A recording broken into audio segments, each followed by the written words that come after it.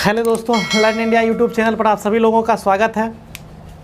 और आज हम करने वाले हैं पॉलिटी के नेक्स्ट क्लास, यानी कि हमारा जो प्रस्तावना चल रहा था उसका पार्ट 4 होने वाला है, जिसमें हमने 3 ट्रिपल एस यानी सोवेरेन, सोशलिस्ट, सेकुलर, इन तीनों चीज़ों को हमने डिस्कस कर लिया था पार्ट बाय पार्ट। और प्रस्तावना का अगली जो हमारा टॉपिक होने वाला है वो होने वाला है लोकतंत्र के ऊपर। तो चलिए हम लोग आज हेडिंग डालते हैं लोकतंत्र के ऊपर, यानी डेमोक्रेसी। डेमोक्रेसी इसको हिंदी में बोलते हैं लोकतंत्र। दोस्तों, प्रियम्बल की जितनी भी छोटी से छोटी सूक्ष्म बातें होती है, उस सभी सूक्ष्म बातों को हम लोग सावधानीपूर्वक बारीकी से टर्म को समझने की कोशिश करते हैं। तो दोस्तों, इस वीडियो को आप पूरा अंत तक देखिएगा और समझने की कोशिश कीजिएगा। और हमने एक ऐसा लैंग्वेज के माध्यम से समझाने की कोशिश किया है ताकि वैसे बच्चों को भी समझ में आ जाए जो बिल्कुल तैयारी तत्काल प्रारंभ ही किया हो। तो चलिए आगे बढ़ते हैं, हम लोग देखते हैं लोकतंत्र क्या होता है। इसमें देखिए दोस्तों, 2 वर्ड आपको दिख रहा होगा। एक हो जाएगा डेमोस, डेमोस। दूसरा हो जाएगा, दूसरा यदि हम बात करें तो कार्टिया, कार्टिया। दोस्तों, डेमोस और कार्टिया से मिलकर के बना है डेमोक्रेसी। और डेमोस का अर्थ होता है, हिंदी होता है इसका जनता, यानी पीपल।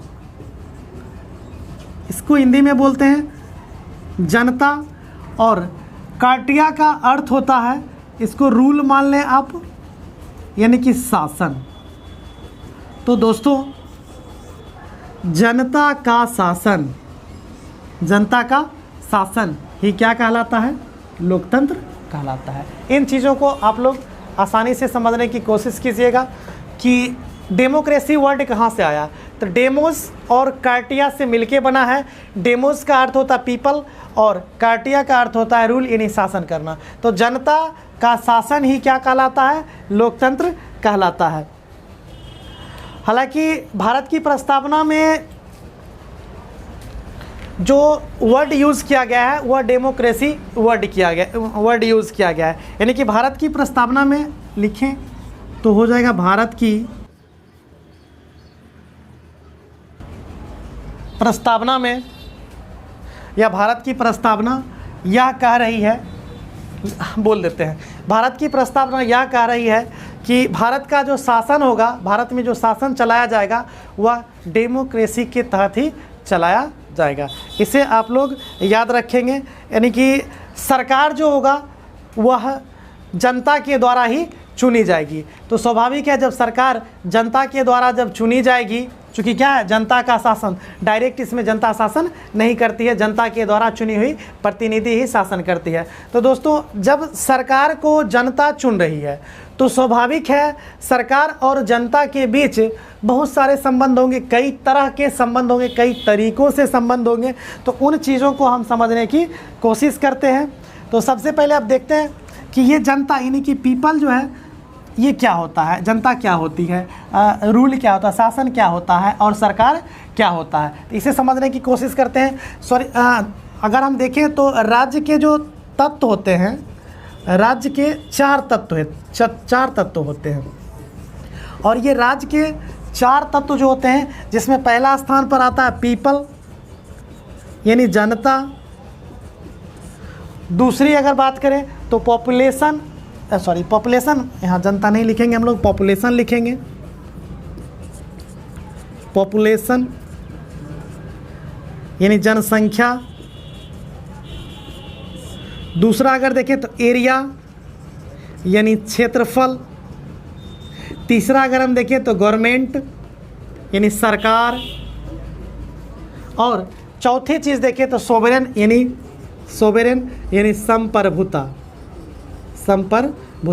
ये राज्य के 4 तत्व होते हैं। ये कई एग्जाम में पूछेंगे, जैसे CGL हो गया, CHSL हो गया, इन सभी स्टेट का हो, इन सभी में ये पूछा जा चुका है। तो इसे आप लोग याद रखेंगे कि स्टेट के 4 तत्व, यानी कि राज्य के 4 तत्व होते हैं। तो जैसे मान लें कि ये पॉपुलेशन है, कहीं का हो, इंडिया का हो या पाकिस्तान का हो, ये पॉपुलेशन है। तो इसकी एक बाउंड्री होती है, यानी सीमा होती है, और सीमा के अंदर क्या होता है, क्षेत्रफल होता है, और इसी के अंदर क्या होता है, जनता होती है। ये सब हम दे दिए, क्या है, जनता।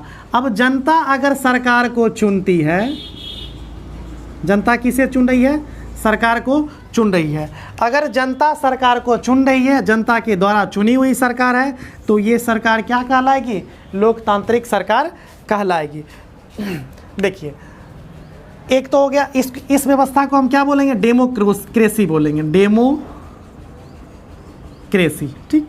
आप कहीं कहीं देखते हैं कि इस सरकार की जगह पर सरकार राज आ जाए, अगर इसके स्थान पर सरकार राज आ जाए, यानी उसको चुनने में जनता का कोई योगदान ना हो, सरकार राज आ जाए, तो जनता को इस सरकार को चुनने में तो कोई योगदान है नहीं, तो इसको हम लोग डेमोक्रेसी नहीं बोलेंगे, इसको बोलते हैं ऑटोक्रेसी।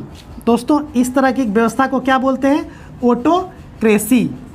आप लोग पेन और पेपर लेकर बैठे और जो हम बोल रहे हैं उसको लिखते जाएंगे, तो सरकार खुद आ जाती है, यानी कि सरकार राज जब अपने जनता से बिना पूछे हुए अपना शासन जनता के ऊपर ज़बरदस्ती प्रभावित करता है उस अपनी बातों से, और जब ज़बरदस्ती मनवाने की कोशिश करता है, तो उसको हम लोग क्या बोलेंगे, सरकार राज, तो ऑटोक्रेसी।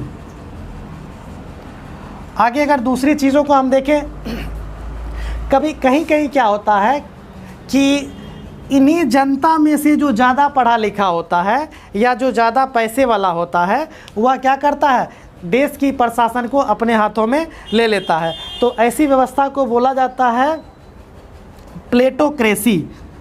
फिर से एक बार रिपीट करते हैं, ऑटोक्रेसी क्या है कि सरकार खुद, यानी कि सरकार के स्थान पर खुद वो व्यक्ति आ जाता है, तो उसको हम क्या बोलेंगे, ऑटोक्रेसी। अब यहाँ क्या हो जाएगा कि इन्हीं जनता में से कोई एक व्यक्ति पढ़ा लिखा हो, उसे चुन लिया जाए सरकार पे, तो ऐसी व्यवस्था को हम लोग क्या बोलते हैं, प्लेटोक्रेसी। इन चीज़ों को आप लोग याद रखेंगे। हमने बताया, डिस्कस किया, डेमोक्रेसी क्या होता है, ऑटोक्रेसी क्या होता है, प्लेटोक्रेसी क्या होता है। कहीं कहीं क्या होता है कि पूंजीपति वर्ग, यानी इन्हीं जनता में से पूंजीपति वर्ग या अधिक पैसे वाला भी बोल सकते हैं, या हम ये भी बोल सकते हैं कुलीन वर्ग जब शासन में चला जाता है, सरकार जो होगी किसकी होगी, कुलीन वर्ग की होगी,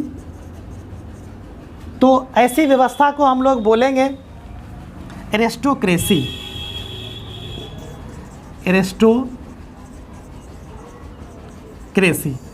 तो इस तरह से हमारा जो पॉइंट था, इसको आप लोग लिख लेंगे। और अब हम आगे बढ़ते हैं कि इस डेमोक्रेसी के बारे में कौन कौन क्या बोला था, डेमोक्रेसी का वास्तविक परिभाषा क्या होता है, और डेमोक्रेसी को किसने डिफाइन किया था। तो देखते हैं, इसकी परिभाषा अब्राहम लिंकन के द्वारा प्रस्तुत किया गया था, जो सबसे सटीक परिभाषा था। अब्राहम लिंकन ने क्या किया, डेमोक्रेसी को डिफाइन किया था। इन्होंने कहा था government of the people, government of the people, government of the people, by the people,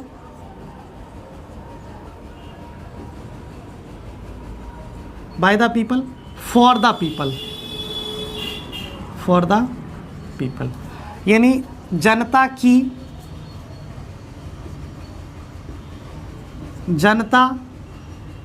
के द्वारा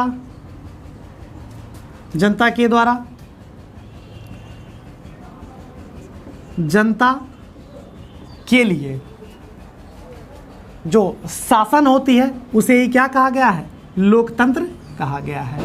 तो ये स्टेटमेंट है, किनका स्टेटमेंट है, अब्राहम लिंकन का, जो अमेरिका के राष्ट्रपति थे। इन्होंने इस तरह से कहा था, और इन्होंने कहा था कि जनता की और जनता के द्वारा और जनता के लिए जो शासन होगा वो क्या कहलाएगा, लोकतंत्र कहलाएगा। लेकिन किस तरह का होगा, सरकार जो होगी वो किस तरह का होगी, तो निर्वाचित सरकार होगी, यानी कि इलेक्ट्रेट गवर्नमेंट होगा। आप लोग सरकार को याद रखेंगे, सरकार जो होगी किस तरह की होगी, तो निर्वाचित सरकार होगी। और ये किसके द्वारा निर्वाचित किया जाएगा, किसके द्वारा निर्वाचित किया जाएगा, तो सीधे तौर पर जनता के द्वारा निर्वाचित किया जाएगा। फिर हम आगे देखते हैं, उम्मीद करते हैं कि यहाँ तक आप लोग समझ गए होंगे। फिर हम देखते हैं कि लोकतंत्र कितने प्रकार के होते हैं। तो लोकतंत्र को दो भागों में बांटा गया है। लोकतंत्र को दो भागों में बांटा गया है। एक डायरेक्ट लोकतंत्र यानी कि डायरेक्ट डेमोक्रेसी, दूसरा indirect democracy. Direct democracy means प्रत्यक्ष लोकतंत्र, और इनडायरेक्ट डेमोक्रेसी मतलब अप्रत्यक्ष लोकतंत्र। चलिए आइए समझते हैं कि ये डायरेक्ट डेमोक्रेसी क्या होता है और इनडायरेक्ट डेमोक्रेसी क्या होता है। दोस्तों डायरेक्ट डेमोक्रेसी जो होता है, इसमें जनता, इसमें क्या होता है कि जनता शासन में यानी कि सरकार में खुद हस्तक्षेप करती है। जनता अपने लिए, सरकार को जनता अपने लिए नियम स्वयं बनाती है, यानी कि शासन करने में और साथ ही साथ नियम बनाने में स्वयं हस्तक्षेप करती है। यानी जहाँ पर जनता खुद अपने लिए कानून बनाती है, खुद अपने लिए कानून बनाती है, यानी कि उस देश में जितने भी कानून बनेंगे उसमें जनता की डायरेक्ट भागीदारी होती है, तो उसको हम क्या बोलेंगे, डायरेक्ट डेमोक्रेसी। और ये जो है इसका क्लासिक एग्जांपल देखें तो स्विट्ज़रलैंड में जो है डायरेक्ट डेमोक्रेसी है। तो एग्जांपल हम लोग ले लेंगे स्विट्ज़रलैंड। चलिए अब देखते हैं कि इनडायरेक्ट डेमोक्रेसी क्या होती है।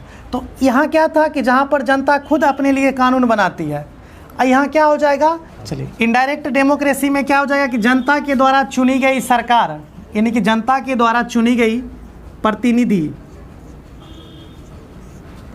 जनता के लिए